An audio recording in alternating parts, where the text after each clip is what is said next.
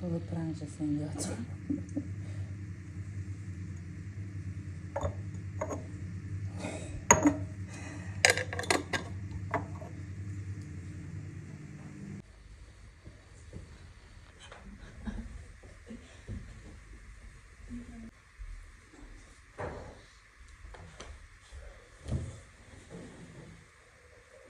Konuştum ben. Can hastanesine. Can mı? Ne alaka can? Şeyi götüreceğiz ya. Şöyle mi götürüyor? Böyle koydum ama. Onu bana gösterme. Niye? O ne ya? Allah aşkına ya. Ne var ki? Böyle Onu poşete gösteriyor. koyar mısın? Poşete mi koyacağım? Evet. Böyle kocaman olur mu? Poşete koyar mısın?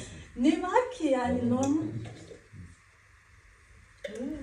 Ne var ki yani? Bu götürmedin mi hiç? Hiç götürmedim. O ne ya? Onu görmek Allah aşkına ya. Hadi şunu poşete bir şey koy. Bunlar böyle...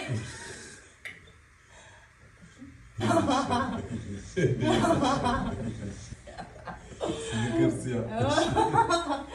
Anlamadın mı? Anlamadım yemin ederim. Çok benzedi. Ya dedim ne yapıyor bu? Bir de böyle... Orada telefon var. Ne yaşadım ben ya?